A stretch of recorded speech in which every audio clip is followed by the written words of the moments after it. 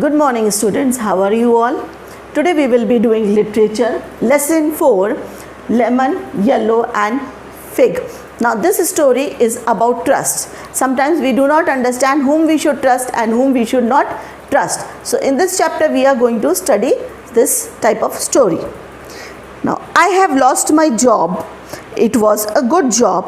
All I had to do was sit in the shop throughout the day and sell sari and choli pieces.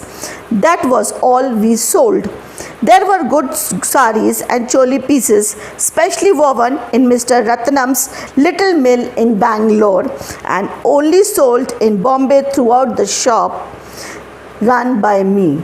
Now the writer is saying that it was a very good job. He just recently lost his job and his job was very good.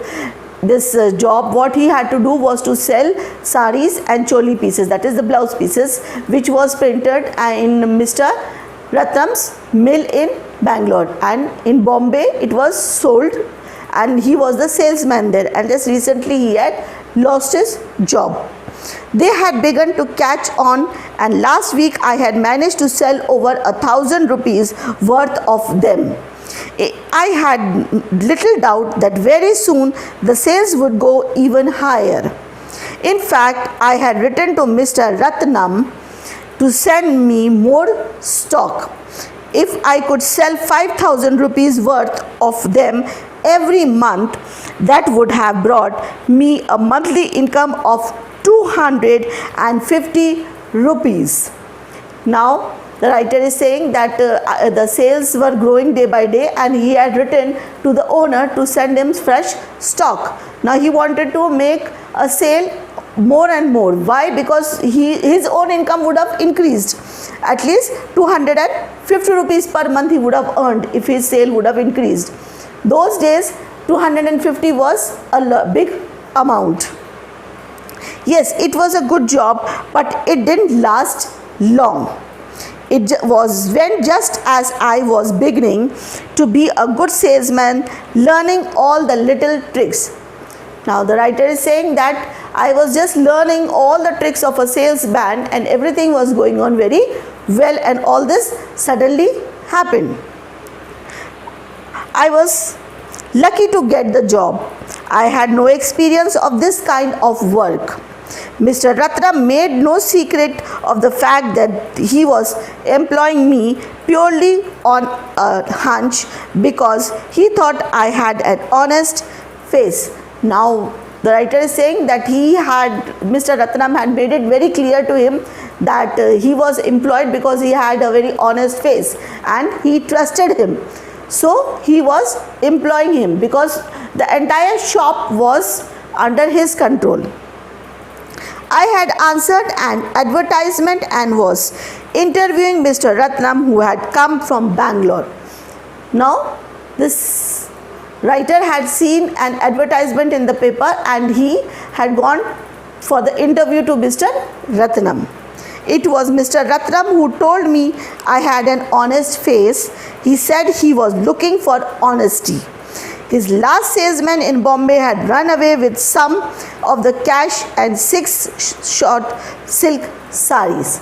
Now Mr. Ratnam had taken his interview himself and he told him, he made it very clear that he had an honest face, so he is employing him, and because his earlier salesman had run away with some cash money and some silk saris. Mr. Ratnam gave me the job on the spot. All I want is honesty, he said. Honesty and pleasant manner with customers.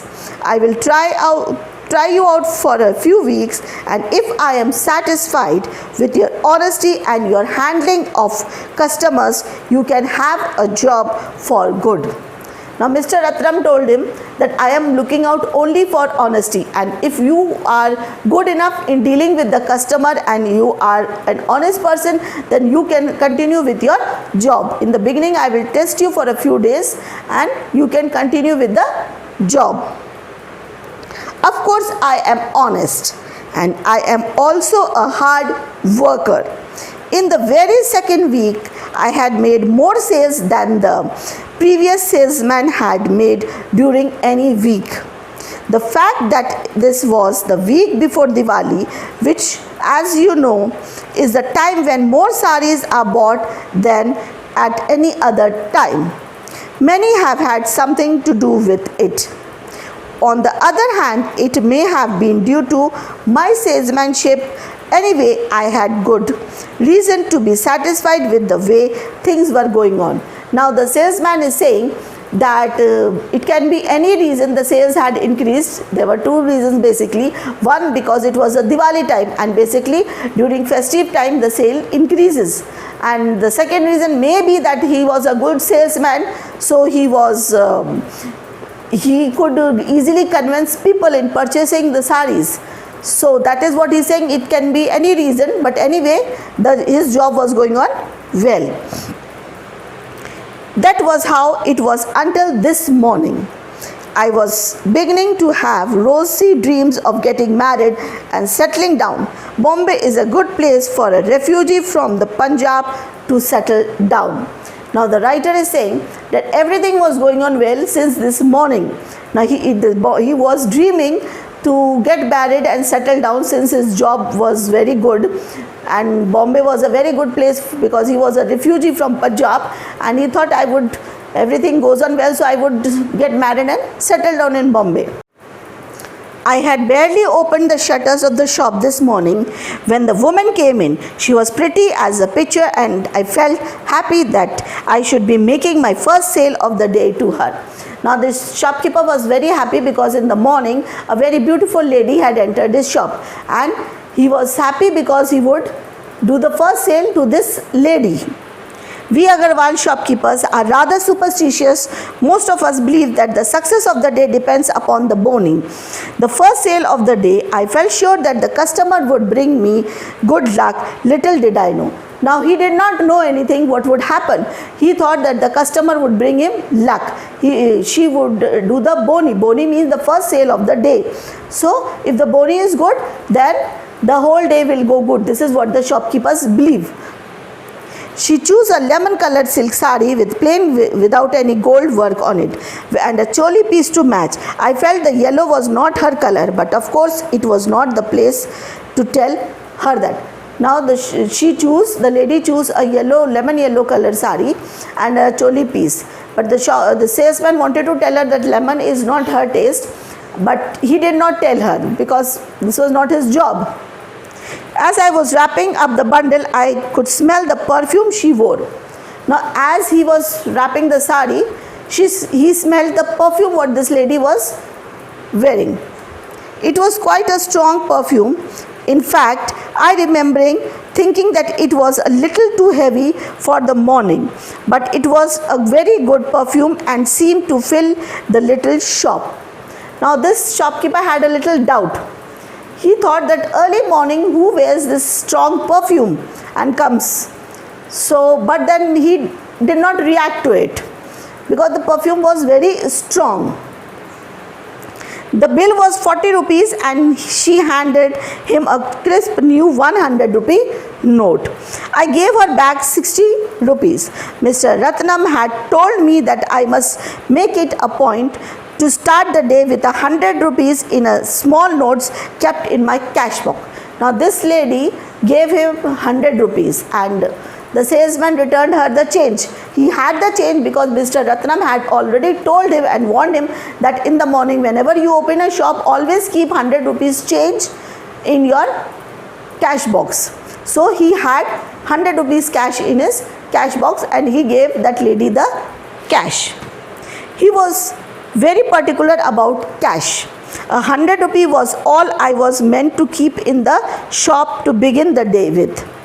The rest of the collection from the daily sales was handed over every morning to his munim who called for it. Now the salesman is saying that it was just the 100 rupees which I had to keep in the cash box and the rest of the amount was daily handed over to the munim of the shop. Before going out, the young lady gave me a smile which made me wish that I had been in a position to give her the sari instead of selling it to her. I had hardly replaced the sari and choli pieces which she had been looking at when the other lady came into the shop. She was prosperous, for she wore large diamond ear clips, the hexagon ones which are so popular in South. Now, this salesman, he had just replaced the saris, and another lady had entered. Now this lady was looking quite prosperous. Prosperous means very rich. She was wearing regular customed earrings which the normal South people they wear. And as soon as she came in, I got a whiff of her perfume. Now as soon as this lady entered, the salesman got the smell of the perfume. I have a sensitive nose, but it did not need a sensitive nose to tell me that it was the same perfume that the young woman had used. It was quite unmistakable. Now he realized that this perfume is the same perfume which the previous lady had put. So, but he thought maybe it must be a coincidence or like that. At first, it didn't even strike me as being unusual. I put on my best smile and began to show her saris. She wanted something in what is known as the trade as the fig color. It is a mixture of red and green threads and very popular among South Indian women. Now, he, after having that smell, he doubted something, but then he just ignored it and he started showing saris to this lady. And this lady wanted something, a very unusual color which the South Indians they wear, that was a fig color, a mixture of two colors. I took out several different saris in the shade she wanted. But as I was explaining to her why there was a difference in the prices, I must have been thinking about the coincidence of her using the same perfume as the other lady who had given me 100 rupee note, because suddenly the thought struck me that both the women must belong to the same household. Now, as this salesman was showing saris to this lady, he was explaining her about the color combination and the amount, the price.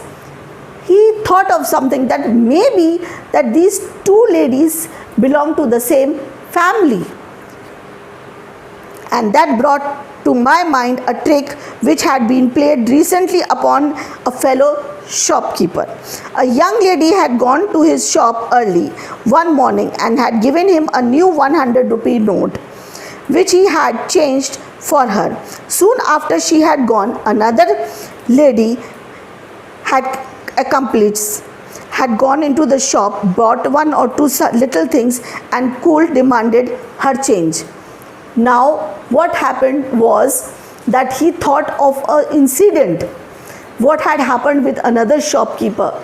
With another shopkeeper, it happened that one lady had bought some saris.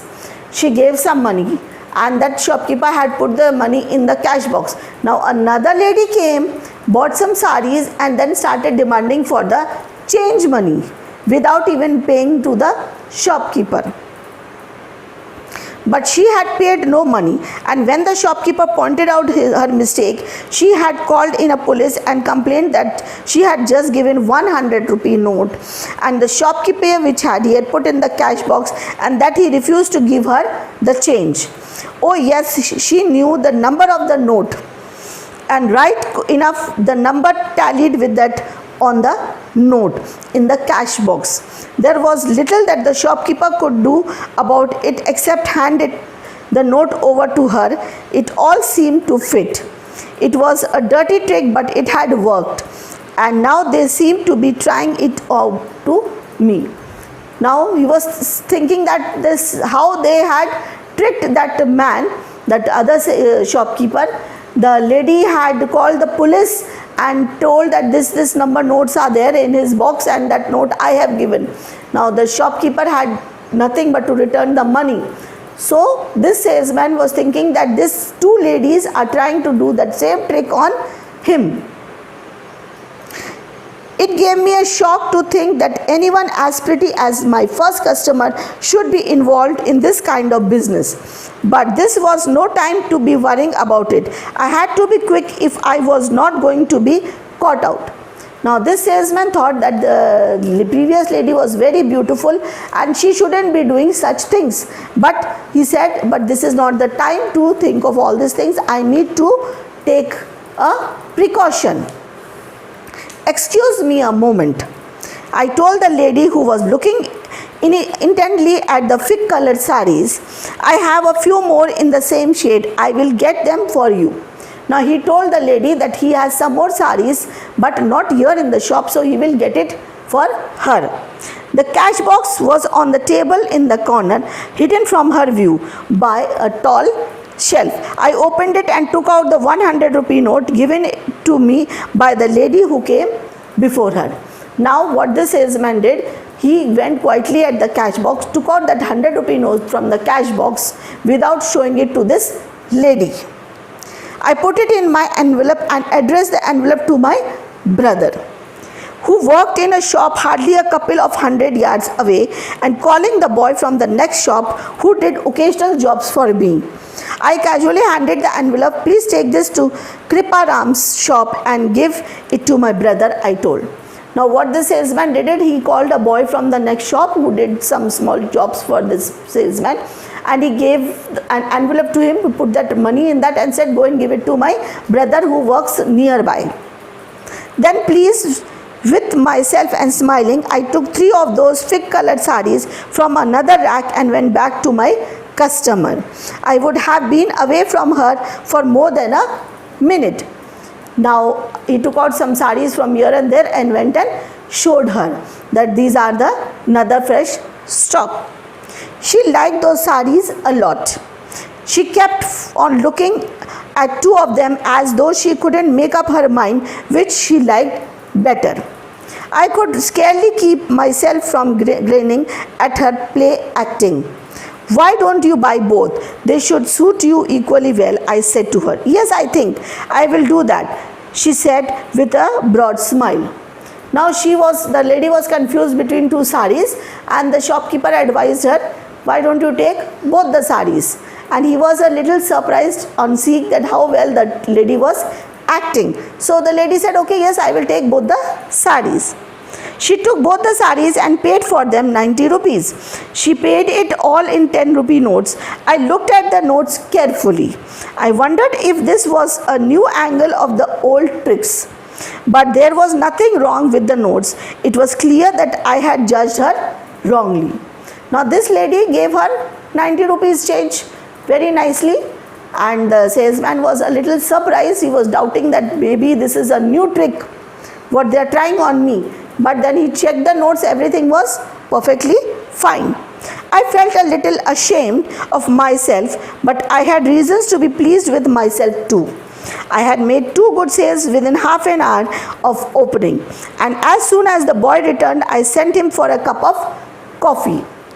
Now this salesman was very happy that he was not cheated and he had done a good sale today with 3 sarees, and as soon as that boy returned, he sent him for a cup of coffee. And then I saw Mr. Ratnam coming towards the shop.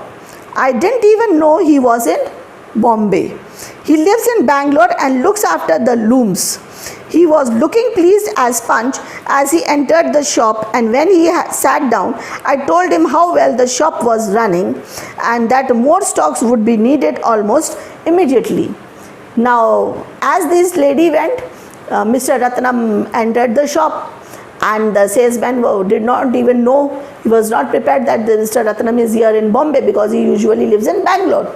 So he was little surprised, and he started giving him the report that everything is good. The shop is running well, and that now recently we will be needing a new fresh stock because the sales are going on very good. You can have all the stock you want, my boy, he said. That's what the shop is here for. So sell as much as we can. It's just that I wanted to make sure that I was not going to be let down like I was for your precedents. Now he said that okay, you can have new stock as much as stock you want, but only thing is I just wanted to confirm that I will not be let down by your previous salesman, the person whom I had hired before you. I was rather hurt that he should be still doubtful of my honesty. I said, I was hoping you would be sure of me by now, sir. Now this salesman says, the writer says that I was doubting that by now, sir, you must be sure of my honesty. In business, in this sort of business, one can never take anything for granted, he said. There are so many temptations. What the last man used to do was to show that the sold fewer sarees that he actually did and pocket the difference. It could never be found out unless there was a stock checking. Now Mr. Ratnam told, this is a business, and in business it is very difficult to trust anybody. He says in the previous salesman also it was very difficult to trust him, because what he did is he used to sell the sarees and he could not be caught unless and until the checking of the stock was done. He used to sell the sarees and the difference money he used to keep in his pocket. So unless and until there was stock checking, he could not be caught. So he came for a surprise stock checking. I see, I said. I just wanted to check the stocks before sending you any more. Just a formality. You know you don't mind, do you? Now Mr. Ratnam says, I just wanted to check the previous stock before I could send you more fresh stock.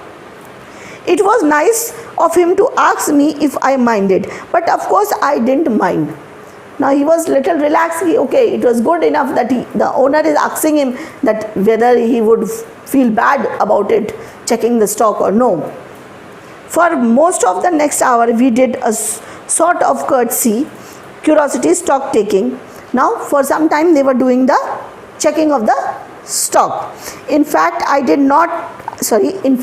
most of the actual checking, and if I had needed to, I could have easily given Mr. Ratnam fiction's figures. I was satisfied that all the stock was absolutely correct to the last choli piece. Now this salesman is saying that if I wanted, I could give him wrong figures, but he himself helped Mr. Ratnam to check the stock. Each and every piece was checked perfectly and the stock was perfect. However, even before I had quite finished counting, Mr. Ratnam called out to me. I think that will do, he said. I am entirely satisfied with you. As soon as I get back, I will send you more pieces, and from next month, you had better take on someone to assist you. A little boy to do the running about. Now Mr. Ratnam said, okay, that's all, we are okay, I am okay with everything is fine, and I will send you the fresh stock, and from next week you hire a small boy who can assist you, help you out with some odd jobs running about here and there. Mr. Ratnam paused for a moment and gave me a broad smile. Then he said, I am particularly pleased with your ways of dealing with customers. I wanted to be personally satisfied about that. So this morning I sent my daughter and sister to make two or odd purchases. It seemed that although you had just opened the shop, you managed to change a 100 rupee note for my daughter. There is nothing more annoying than being kept waiting for change. I also liked the way you sold my sister 2 sarees when she had come with the idea of buying one. They were full of praise of you. Now let us just check the cash box, and I will have done with you. A mere formality, you know. You don't be having much more in it than you 100 rupee, and that what my daughter and sister paid. Now Mr. Ratnam says, okay, I just wanted to test you, and I had sent my daughter and my sister to test you, and they were very happy. They were praising you. My daughter was the first customer, and she gave you 100 rupees note, and you had the change. You did not make her wait for the change. And even my sister, she came with the mind to purchase 1 sari, and you sold her 2 saris. It was really very happy. Now let me check the cash box. Now in your cash box you should have just the amount what my sister had given, that 100 rupee note. Otherwise you are okay with it. I am sure my heart skipped a bit. I suddenly dawned upon me that there was a whole 100 rupee note missing from the box, and Mr. Ratnam noticed it too as soon as he snapped the lid open. Now the salesman was a little scared because the note was missing. He had sent it to his brother. As soon as Mr. Ratnam opened the box, he understood that the money is missing. And that was how I lost my job. I didn't even try to explain. I just stared blankly at him and at the box alternatively. I was sure that no explanation I could give would have convinced him. He did not have any sort of mind. What he recognized was the cold fact that 100 rupee was missing. Now this salesman, this writer, he did not even explain Mr. Ratnam what happened, because he could not convince him. So he said there was no point in explaining, and that is how he had lost his job. Anyway, I couldn't tell him that I had taken his daughter and his sister for a pair of confidence trickers if had I this word. Now he says, I could not even tell Mr. Ratnam that he has suspected his daughter and his sister as trickers who came to trick him. He shook his head from side to side and he looked sad when he said to me, and you have such an honest face. Of course I am honest, but I am out of words, and if you know anyone who needs a keen young salesman. Now Mr. Ratnam is telling him that I do not know, I cannot believe it, but you have a really very honest face. Now the salesman is thinking to himself, yes, I am honest, but the only thing is I do not have words to explain. And again there he was on the road looking out for another job as a salesman. With this we have finished the chapter, and I will be sending you the question answers in the group.